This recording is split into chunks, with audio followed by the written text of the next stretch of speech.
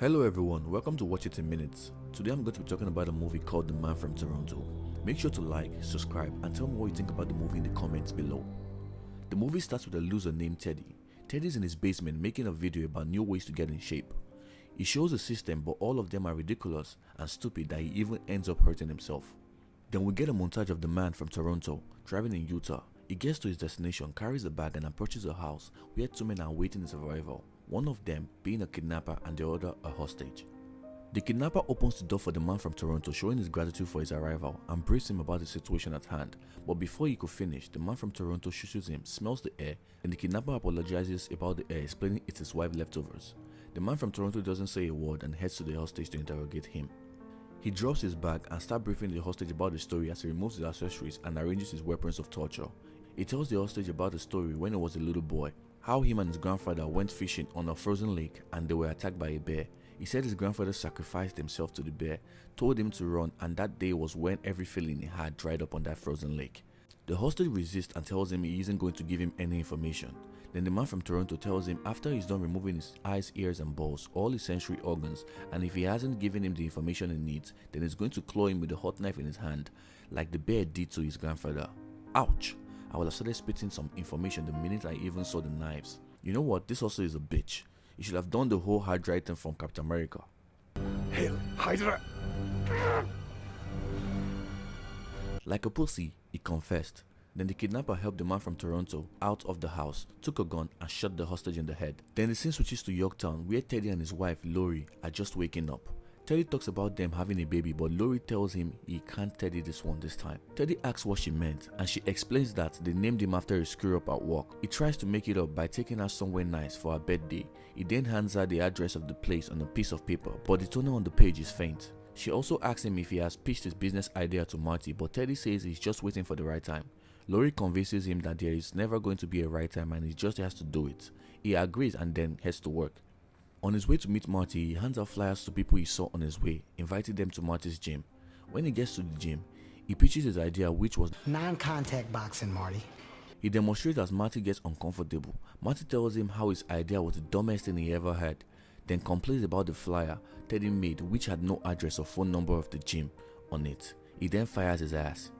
Man from Toronto heads home, undresses and tries to cut up something to eat as he gets a call from his handler, who offers him a job he can't reject, worth $2 million. The handler gives him the address, explains the job has two phases, $1 million for each phase. He then dresses up and gets to work.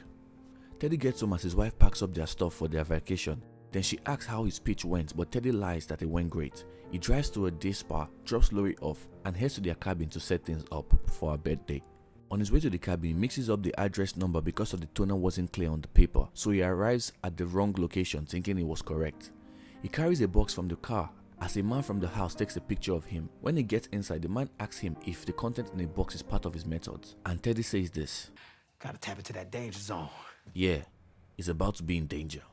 I'm in danger! He then asks to use the bathroom as the man goes through his stuff.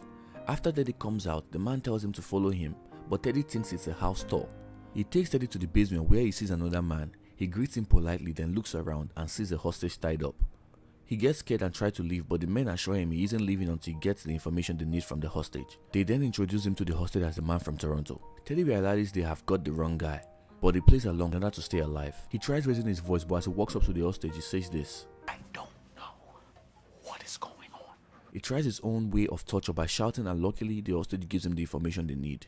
Then a flash is thrown into the basement as the FBI raid the place. The kidnappers and the FBI have a gunfight, which causes a tank to explode as Teddy is thrown out of the building. Then his car also explodes from one of the tanks. Teddy runs into the woods to escape, where he hits his head on a branch, then gets captured by the FBI. At the FBI branch, Teddy tries to prove his innocence to two FBI agents, but they tell him they know he isn't the one they're looking for. But a phone was recovered from the scene and a picture of him was sent to the former Venezuela colonel, who is a terrorist. They briefed Teddy on how the colonel and his wife are planning to attack the US because the US intelligence stopped him from overthrowing his government. They tell Teddy since the picture was sent to the colonel thinks he's the man from Toronto, so the only way they can find him if he stays in character. Teddy explains to the agent that he has to be at his wife's birthday, but the agents offer another agent called Santoro to take care of his wife while he is on the mission. Teddy gets insecure with Santoro taking care of his wife while he's gone. He says this: Why can't it be his ugly ass? Why can't he go? The agents convince him, so Teddy agrees, only if they take care of all the debt he owes. Then the scene switches to the real man from Toronto going to the crime scene posing as a cop to get through security. He searches the place and finds a piece of paper with Teddy's email. He then hacks it to see who was mistaken for his identity. Then he uses the email to track Teddy. Teddy then calls his wife and tells her about another surprise, which is Santoro as a security. She then tells him that Santoro told her that Martin needed him for a presentation and how proud she is of him. She also tells him how Santoro says Equinox is paying for their shopping, a trip to DC and dance lessons. Teddy tells Lori to hand the phone over to Santoro, and she tells Santoro there will be no dancing. Teddy and one of the agents talk about their plan for the meet, and the agent tells him the man from Toronto always picks a password from 19th century poetry, which Teddy should learn.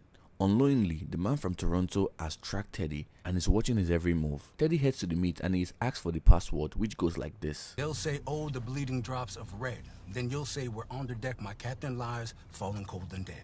But Teddy says this instead. Oh, yeah, they are. Yep.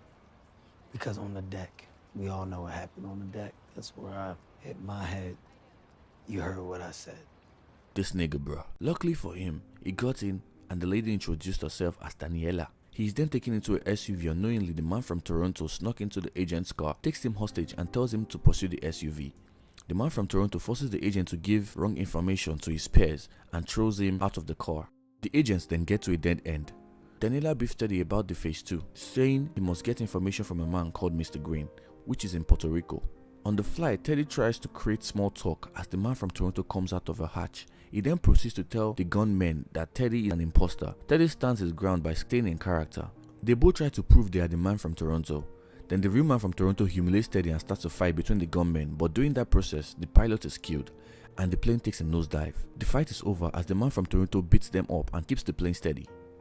The man from Toronto then interrogates Teddy and Teddy tells him how he got into the situation. Then they head to Puerto Rico. The scene then shows Lori and her friend Annie sending a voicemail to Teddy, telling him that he did good by making up for all the fuck-ups. They express their gratitude, tell him they made a reservation for a restaurant and he should meet them there. Teddy and the man from Toronto arrive at Puerto Rico and blow up the plane. The man from Toronto speaks to his handler about the situation. The scene cuts to Miami as the man from Miami kills 2 guys GTA 5 style, then gets a phone call from the handler about Puerto Rico and heads over there. Teddy and the man from Toronto shop for clothes for Teddy in order to look like him. They then plan on how Teddy should act on the next mission, but he wants to chicken out. The man from Toronto threatens him and Teddy farts. This nigga, bro. He tells Teddy he's bluffing, but he should put on his big boy pants and get to work. Teddy hugs him and gets scolded. He heads to the room with some men holding some hostages who are suspected to be Mr. Green. While the man from Toronto listens to him through an earpiece, he puts himself in character as he opens a bag of knives, which he drops, making him look like an amateur. He then tells them it was reverse psychology. While the man from Toronto listens, he mistakenly cuts one of the hostage eyes, then vomits on him. He vomits so much that one of the hostage confesses to be Mr. Green. One of the men tries to kill the rest of the hostage, but Teddy tries to convince him not to kill them. Then the man notices the earpiece in his ear, tries to kill him. Fortunately for him, the man from Toronto comes in and saves him before he is killed. Teddy and the man from Toronto ask Mr. Green why there is a price on his head. He then explains to them that he used to work for an agency where he created untraceable explosives, and there was a mole who was hired by the colonel to get the explosives to blow up the Venezuela embassy in Washington. And the device needs his friend's coordinates and his thumbprint to activate it. Toronto tells Teddy to excuse them, but Teddy thinks he wants to speak to Mr. Green alone. As Teddy heads out, he cuts a finger and then puts it in a cheese bag. They both have a little argument because Teddy thought Toronto chopped off Mr. Green's finger. As the man from Miami runs and takes Toronto down, he takes the cheese bag and throws Teddy off the balcony. Luckily, Teddy lands safe, but not for long. As Toronto chases Miami in a shootout, Miami drops the bag, which falls to Teddy. Teddy then gets shot in the ass and drops the bag. They get to the floor and Toronto beats Miami. In the toilet, Toronto stitches up Teddy's ass as a man walks in and uncomfortably heads back out. Toronto gets a call from his handler and he updates her about the situation. After the call, Teddy tells Toronto that his handler is lying to him, but Toronto shrugs it off. Teddy and Toronto take a plane to their next destination, which is DC. And Teddy tells Toronto that he read his file and no child should ever go through what he went through. But Toronto tells him he doesn't know him. He tells Teddy he saw his gym videos, that he got into this situation not because of the low toner, but because he never does what he always wanted to do. When I heard this quote, I decided to edit and upload this video because I've been thinking of doing this YouTube thing for a while now. After they get off the plane, Teddy tells Toronto he is right and asks to use his phone to call his wife and apologize for always steadying everything. She tells him not to worry and reminds him about their reservation at the restaurant. Toronto hangs up the phone and they head to the restaurant. They get noticed by Santoro, who gets the information by eavesdropping on Lori. At the restaurant, Toronto gets nervous and expresses that he gets nervous around women. Teddy tells him not to worry as they head to the table. They exchange greetings and Annie tries to get to know Toronto and he opens up about how he always wanted to open a restaurant, but he was afraid if he didn't get customers. A song comes on and Annie gets Toronto to dance with her. Santoro tries to be a hero but Miami fucks him up. As they all dance, Miami enters the restaurant and Teddy notices him and takes Toronto to talk about it somewhere private. Teddy tells Toronto about the situation but Toronto asks if he thinks Annie likes him. As they discuss, Miami enters the room and holds them at gunpoint. He asks for the bag, which was tossed to him, and tells Toronto the handler says he was out of control and he has gone Minnesota again. Teddy tells Toronto he told him so, that his handler was lying. Then Toronto distracts Miami and attacks him. Teddy tries to help but is taken down. As they fight, Teddy grabs a gun and shoots Toronto in the leg by mistake and Toronto gets knocked out by Miami. Miami then leaves the room because the cops were arriving. Teddy helps Toronto up and they escape through the back door. They steal a cop car to go stop Miami from giving the thumb to the colonel. Miami gets to the meet with the handler and they drop the package. An agent finds out a cop car was stolen, so they tracked it down knowing it was Toronto and Teddy. Teddy brings up Minnesota and tells Toronto he's a killer, but Toronto convinces him that he's not and tells him what happened in Minnesota. He tells him he was told to kill a man, but he found that the man had a son, so he couldn't do it because it reminded him of how he lost his grandfather. We cut to the colonel preparing to blow up the embassy as Teddy enters the building and tries to prove himself as the man from Toronto once again. The handler tries to frame Teddy, saying he isn't the man from Toronto, but Teddy convinces them he's the man from Toronto. A flashbang was dropped during the conversation. There was a shootout, Toronto ran with the money, and Miami helps the handler escape. FBI takes Teddy back to the restaurant, but they're already closed. Teddy gets dropped back home as he gets a voicemail from Lori telling him she needs space because she has been briefed on what happened by the FBI.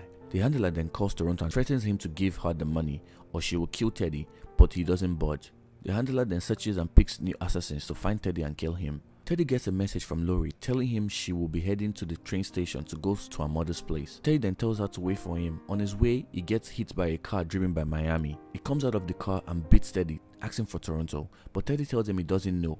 Miami tries to kill him, but Toronto gets there and takes him down. Teddy tells Toronto he has to get to Lori before she leaves, but Toronto tells him he knows and he hacked his phone because he is the only one that knows his true identity. As they try to head to Lori's location, they get attacked by the men from Tacoma. Luckily for them, Marty's gym was close by, so they use it as an escape route. But as they get in, they find out that the man from Moscow was awaiting them. Then the men from Tacoma entered into the gym. A fight breaks out and they fight for their lives as they try to take each other out. The fight takes them outside where they get strangled as Miami shoots the men down and tries to claim the bounty for himself. Teddy sees his presentation papers in the trash, gets inspired and hits Miami with a knockout punch. Then he screams in pain. As they try to head to the train station, the handler attacks them with a rocket launcher, so they had to run into a factory nearby. As the handler switches to a handgun, she had them cornered and Toronto bargains Deborah his car for Teddy's life. The handler refuses as Teddy pulls a lever that makes her fall into boiling water. Teddy freaks out. They smell gas and the factory explodes, throwing them out. When they hit the ground, Teddy talks about how this situation made him better, but as he turns around, Toronto is gone, and the man from Tokyo appears and tries to kill him. Toronto runs him over with a car. Toronto then gives Teddy his car to go meet Lori. As he gets to the train station, he forgets and parks the car on the railway. He goes to Lori to apologize. As he's talking, a train crashes into the car, then the police apprehend him. Fast forward a year later, and Toronto already opens his restaurant. He and Annie are dating, and he has customers. Teddy, Lori and Annie are done with their meal and Toronto tells Teddy the bill is on the house. Teddy tries to pay, but when he sees the bill, he changes his mind. He takes Toronto to the side and hands him a $100 check for his car. Toronto then says he wants the original car, Deborah, back and then strangles him. The scene then cuts to Teddy doing an online class and Toronto calls in and threatens to beat him up. Teddy hasn't paid him the money for his car and the scene ends. Thank you guys for watching this video. Make sure to like, subscribe and tell me what you think about the movie in the comments below. Goodbye.